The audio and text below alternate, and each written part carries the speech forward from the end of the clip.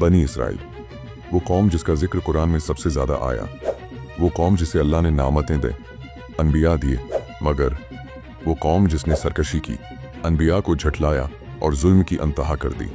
ये कहानी किसी आम ज़मीन के टुकड़े की नहीं, ये कहानी है फ़लस्तीन की, वो मुक़द्दस सरज़मीन जिस पर अनबिया ने कदम रखे, जहाँ हज़रत इब्राहीम अलैहिस्सलाम ने दुआ की, जहाँ हज़रत ईसा अलैहिस्सलाम पैदा हुए, और वही सरज़मीन आज खून से तर है। हज़ारों साल पहले फ़लस्तीन का असल नाम अर्ज़ कनान था। ये सरज़मीन हज़रत इब्राहीम अलैहिस्सलाम के ज़माने में आबाद हुई, फिर हज़रत इसहाक, हज़रत याकूब और हज़रत यूसुफ़ अलैहिस्सलाम के ज़रिए उसकी तारीख़ चढ़ती गई।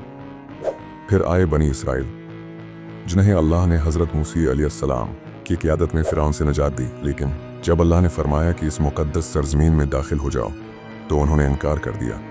अल्लाह ने उन पर 40 साल की भटकने की सज़ा नाजिल की। फ़लस्तीन की खिलाफतें और इस्लामी शाना जब हज़रत दाऊद अलैहिस्सलाम ने यरूशलेम को फ़तह किया और हज़रत सुलेमान अलैहिस्सलाम के दौर में मस्जिद अक्सी की तामीर हुई। ये वक्त था अज़मत का, तौहीद का, इंसाफ का। फिर सदियों बाद इस्लाम की रोशनी मक्का व मदीना से निकली। खिलाफत राशिदा, इमवी, अब्बासी, फ़ातिमी, अय्यूबी, ममलूक और उस्मानी खिलाफतों ने फ़लस्तीन की हिफाजत की। सुल्तान सलाहुद्दीन अय्यूबी का जिक्र कैसे भूल सकते हैं, जिसने सलीबियों से बीत अल मुक़द्दस को आज़ाद कराया। एक ऐसा वॉरियर जिसने दुश्मनों पर भी रहम किया। साजिशों की बुनियाद 1800 से शुरू होने वाली गीमानदानी में सदी के आखिर में यूरोप में ज़ायोनिज़्म का जन्म हुआ। थियोडोर हेर्ज़ल ने यहूदी रियासत का नज़रिया पेश किया और टारगेट किया गया फ़लस्तीन को। 1917 का बलफोर डिक्लेरेशन, वो दिन जब बरतानिया ने फ़लस्तीन की ज़मीन यहूदियों को देने का वादा किया, जिसे किसी माँ की कोख छीन ली जाए। 1947 यूनाइटेड नेशंस का तक़सीम फ़लस्तीन का मंसूबा, यह वो दिन था जब दुनिया ने इंसाफ का गला घोंट दिया।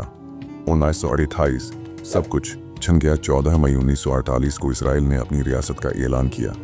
दूसरे दिन से फ़लस्तीन पर हमले शुरू हो गए। ये था नकबा, द कैटास्ट्रोफी। 7 लाख से ज़ायद फ़लस्तीनी बेघर कर दिए गए। लाखों औरतें, बीवा, बच्चे, यतीम और बस्तियां खाक। यहूदियों ने दुनिया भर से आकर कब्जा किया, पहले घरों पर, फिर ज़मीनों पर और अब जानों पर। जुल्म की नई शक्लें 1967, 1997, 2008 और आगे 1987 की चरोज़ा जंग में इसराइल ने गज़ा, मगरबी किनारा और मशरक़ी यरूशलेम पर मुकम्मल कब्जा कर लिया। 1987 में शुरू हुई पहली इंतिफ़ाज़ा, फ़लस्तीनी नौजवानों की मुज़ाहमत, न बंदूक न बारूद, सिर्फ पत्थर और ईमानदार। 2008, 2012, 2014, 2021 और अब 2023, 2025 हर साल, हर महीने गज़ा खून में डूबता है। मासूम बच्चे माँ की गोद में दम तोड़ते हैं, बाप बेटियों की लाशें उठा रहे हैं आवर इसराइली जेट, ऊपर से आग बरसा रहे हैं। 2025 आज का फ़लस्तीन, आज का ज़ख्म आज 2025 है और गज़ा एक खुली झील बन चुका है।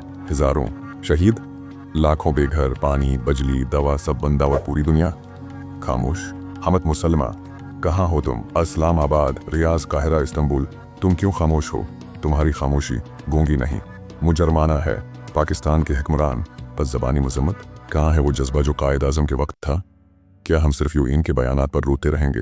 दुनिया की आंखें बंद लेकिन ज़मीर जाग रहे हैं कि जुल्म सिर्फ फ़लस्तीन पर नहीं, ये जुल्म इंसानियत पर है। मगर शुक्र है कि अब दुनिया जाग रही है। सोशल मीडिया पर सच्चाई फैल रही है, यूथ आवाज़ उठा रहे हैं, स्टूडेंट्स, ब्लॉगर्स, आर्टिस्ट सब बोल रहे हैं, क्योंकि हक कभी मर नहीं सकता। फुलसेहुड में run fast but truth always catches up. फ़लस्तीन आज हमसे सवाल कर रहा है, क्या तुम भी उन जैसे खामोश रहोगे? क्या तुम सिर्फ पोस्ट शेयर करके सो जाओगे? क्या तुम अपने बच्चों को सिर्फ खिलौनों में उलझा दोगे जब दूसरे बच्चे बमों से खेल रहे हैं? ये वक्त है उठने का, बोलने का, अमल का। या अल्लाह हमसे वो अमल ले ले जो तेरे दीन को बुलंद करे और फ़लस्तीन को आज़ाद करे। आमीन।